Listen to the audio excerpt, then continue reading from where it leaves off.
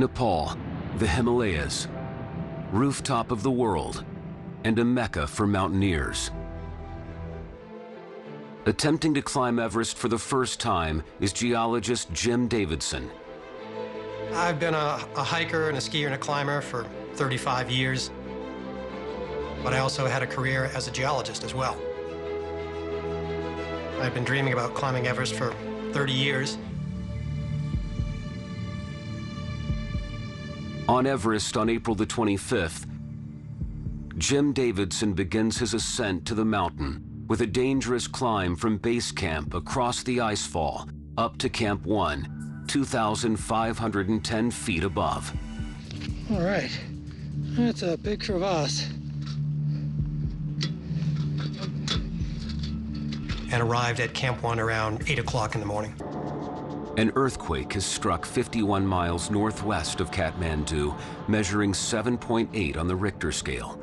Its shock waves quickly reach Everest Base Camp.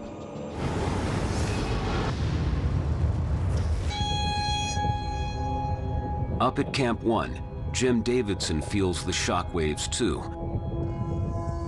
And as I reached for the tent door, I missed the zipper. I missed by about a foot, because all of a sudden the tent just lifted into the air about 1 foot, hovered for about 2 seconds, and then dropped vertically back down.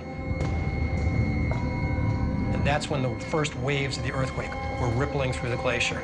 We were getting knocked down off our knees because the whole tent was rising up and down, just like being in a life raft on the ocean as ocean swells went underneath the tent. Here comes another one.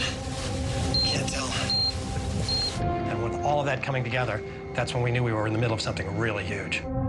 High above, the earthquake has dislodged huge amounts of snow and ice. In this particular case, when the mountain shook, it let loose ice and probably rock as well, and that big wave of debris came flying down 3,000, 4,000 vertical feet.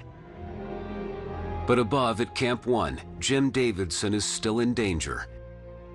The earthquake has rendered the icefall below unstable. So climbing down to base camp is not an option. The only way out is by helicopter, dangerous at this high altitude with this thin air. On the second day after the earthquake, Jim gets his chance. Given its geography, Nepal will experience more of these nation-shifting earthquakes in the future, and the avalanches that come with them may be bigger and deadlier. Jim Davidson did go back in 2017, and he made it to the summit